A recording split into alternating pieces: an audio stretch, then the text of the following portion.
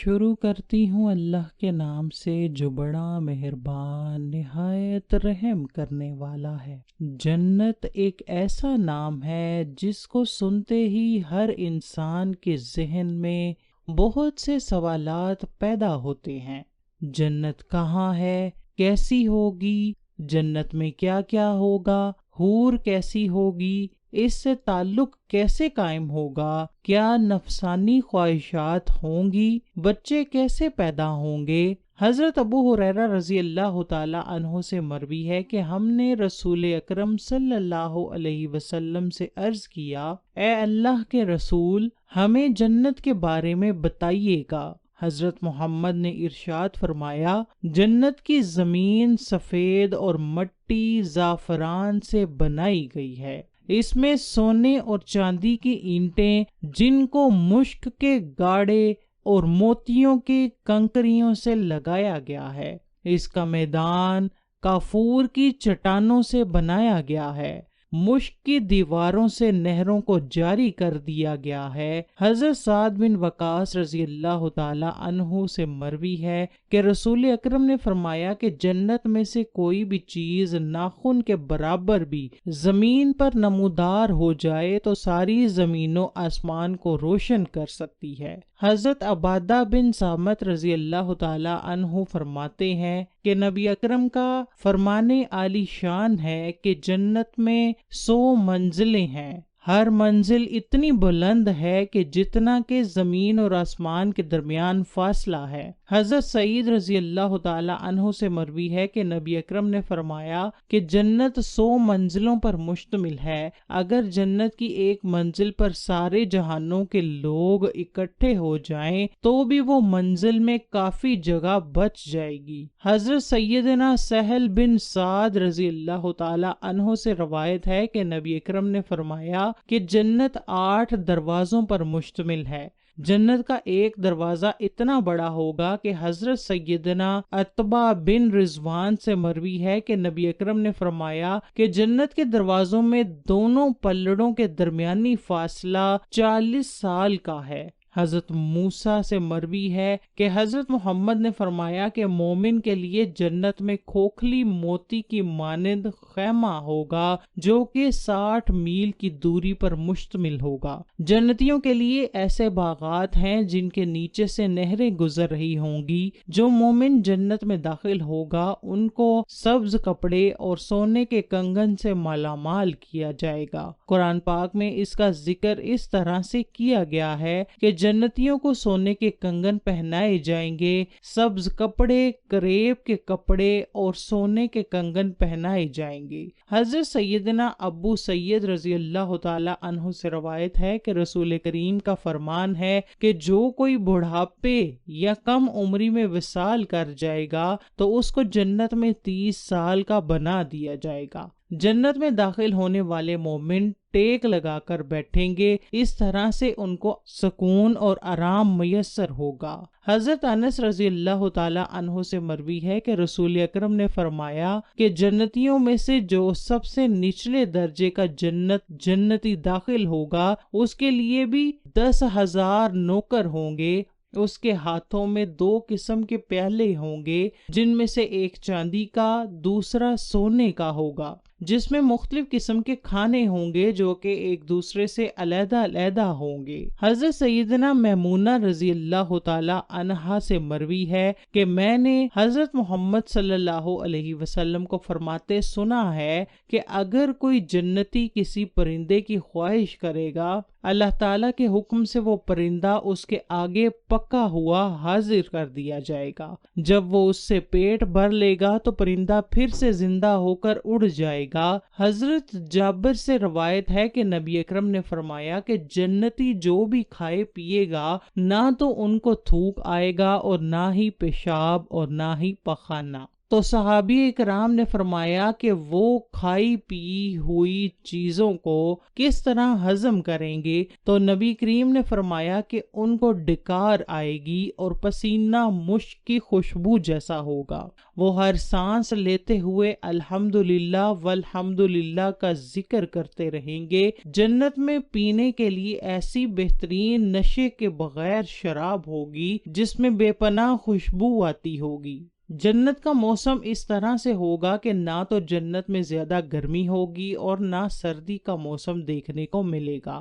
حضرت ابو ہریرہ رضی اللہ تعالی عنہ سے روایت ہے کہ نبی اکرم نے فرمایا ہے کہ جنت میں ہر درخت کی شاخیں اور تنا سونے کا ہوگا۔ حضرت سیدنا برہ رضی اللہ تعالی عنہ سے مروی ہے کہ جنت میں درختوں کے گچھے نیچے کو جھکے ہوئے ہوں گے، جنت کے پھل اتنے جھکے ہوئے ہوں گے کہ جنتی ان پھلوں کو بیٹھ کر اور لیٹ کر کھا سکیں گے۔ جنت میں جنتیوں کو ایسی حوروں سے نوازا جائے گا تو کسی دوسرے کی طرف آنکھ اٹھا کر تو دیکھنا دور کی بات ہے، کسی اور مرد کے بارے میں سوچیں گے بھی نہیں۔ حضرت ابو سید رضی اللہ تعالی عنہ سے مروی ہے کہ نبی اکرم صلی اللہ علیہ وسلم کا ارشاد پاک ہے کہ جنتیوں کو 1000 نوکر اور 72 حوروں سے نوازا جائے گا۔ جنتیوں کو ایسی حوروں سے نوازا جائے گا کہ حضرت انس سے مروی ہے کہ اگر وہ حور آسمان سے زمین کی طرف دیکھے تو زمین خوشبودار اور نور سے مالا مال ہو جائے گی۔ ان کے سروں کے دوپٹے ایسے ہوں گے جو کبھی بھی کسی نے نہ دیکھے ہوں گے۔ حضرت سیدنا سعد ابی وقاص رضی اللہ تعالی عنہ سے مروی ہے کہ رسول کریم نے فرمایا کہ اگر کوئی جنتی زمین کی طرف نیچے دیکھے اور اس کے کنگن ظاہر ہو جائیں تو کنگن کی روشنی سورج کی روشنی کو اس طرح سے مٹا دے گی جیسے صبح ہونے پر سورج چاند اور ستاروں کی روشنی کو ختم کر دیتا ہے۔ حضرت سیدنا عبداللہ مسعود سے مروی ہے کہ رسول کریم نے فرمایا ہر حور کی پنڈلی 70 بالوں کے برابر بھی نظر آتی ہے، یہاں تک کہ اس کی پنڈلی کا مغز تک دکھائی دیتا ہوگا۔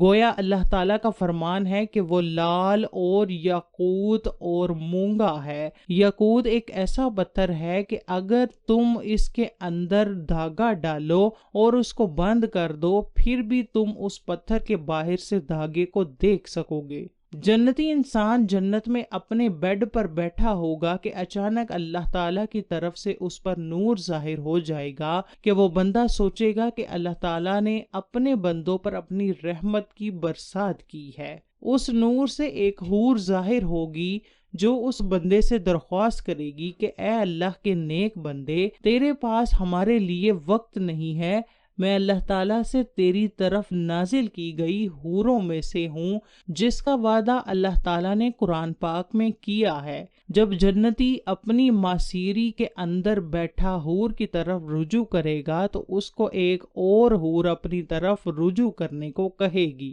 وہ بندہ اس حور سے دریافت کرے گا کہ تم کون ہو؟ وہ کہے گی کہ میں اللہ کی طرف سے تم پر نازل کی گئی حور ہوں جس کے بارے میں اللہ کا فرمان ہے کہ کسی جی کو نہیں معلوم کہ آنکھ کی ٹھنڈک اس کے لیے چھپا رکھتی ہے، صلہ ان کے کاموں کا۔ پھر وہ انسان ایک حور سے دوسری حور کی طرف رجوع کرتا رہے گا۔ حضرت سیدنا ابن عباد رضی اللہ تعالی عنہ سے مروی ہے کہ اگر حور اپنی ہاتھ کی ہتھیلی کی سفیدی زمین پر نمودار کر دے تو اس کی خوبصورتی کی وجہ سے دنیا والے آپس میں لڑنا جھگڑنا شروع کر دیں گے۔ اگر وہ اپنی چادر زمین پر ظاہر کر دے تو چاند اور سورج ایسے نظر آئیں گے جیسے دھوپ میں رکھا گیا چراغ نظر آتا ہے۔ اگر وہ اپنا چہرہ مبارک زمین پر نمودار کر دیں تو زمین کی ہر چیز نور سے روشن ہو جائے گی۔ ابن عباس سے مروی ہے کہ اگر جنت کی حوروں میں سے ایک حور 7 سمندروں کے اندر اپنا تھوک ڈال دے، اس تھوک کی وجہ سے 7 سمندر شہد سے بھی زیادہ میٹھے ہو جائیں گے۔ جنتیوں کو کم سے کم 2 ایسی حوریں بھی ملیں گی کہ جنہوں نے 70 جوڑے پہن رکھے ہوں گے لیکن پھر بھی ان کی پنڈلیوں کا گوشت نظر آئے گا۔ ان کے رخسار ایسے صاف ہوں گے کہ ان میں سے جنتی اپنا منہ شیشے کی طرح دیکھ سکے گا۔ ایک روایت میں ہے کہ مرد اپنا ہاتھ اس حور کی کمر پر رکھے گا تو سامنی طرف سے سینہ کی طرف کپڑے اور گوشت کے اندر سے اپنا ہاتھ دیکھ لے گا۔ مزے کی بات یہ ہے کہ مرد جب بھی حور سے صحبت کرنے جائے گا تو اسے ہر بار کنواری ہی پائے گا، لیکن اس ہم بستری سے کسی کو کوئی تکلیف نہ ہوگی اور نہ کوئی رطوبت اور خون کا اخراج ہوگا۔ مرد اپنی حور کے جسم کو ویسا ہی پائے گا جیسا وہ چاہے گا۔ امام احمد نے حدیث میں حضرت ابو زرین عقیلی رضی اللہ تعالی عنہ سے روایت کی ہے کہ حضور نے فرمایا، نیک مرد اور نیک عورتیں جنت میں ایسے ہی لذت پائیں گے جیسے تم دنیا میں لذت پاتے ہو۔ اگر وہ تم سے لذت حاصل کرتی ہیں، اگر کوئی مومن جنت میں یہ خواہش کرے گا کہ اس کی اولاد پیدا ہو تو اللہ پاک اس کی یہ خواہش بھی پوری فرما دے گا، کیونکہ جنت میں جنتی کی کوئی بھی ایسی خواہش نہ ہوگی جسے پورا نہ کیا جائے۔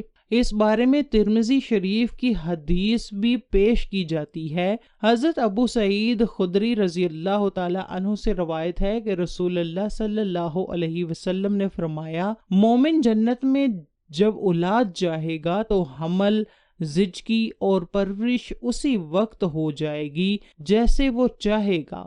البانی رحمت اللہ نے اسے صحیح الجامع میں صحیح کہا ہے۔ اب حمل کا ٹھہرنا، مدت کا مکمل ہونا اور اس کے بعد 33 سالہ جوان ایک ہی لمحے میں ہو جانا اس حدیث میں ثابت ہے۔ اور قابل ذکر بات یہ ہے کہ حدیث میں لفظ استعمال ہوا ہے جیسے وہ چاہے گا، مطلب یہ کہ لڑکا اور لڑکی جو جنتی چاہے گا وہی پیدا ہوگا۔ حدیث سے یہ بھی ثابت ہوتا ہے کہ جنت کی اولاد دنیاوی اولاد کی طرح نہ ہوگی، بلکہ یہ سارا مرحلہ ایک ہی لمحے میں مکمل ہو جائے گا، اور چونکہ جنت میں چھوٹے بچے نہ ہوں گے اس لیے بچہ پیدا ہوتے ساتھ ہی 33 سال کا کڑیل جوان بن جائے گا۔ اللہ تعالیٰ سے دعا ہے کہ اللہ تعالیٰ ہمیں جنت میں اعلیٰ مقام عطا فرمائے، آمین۔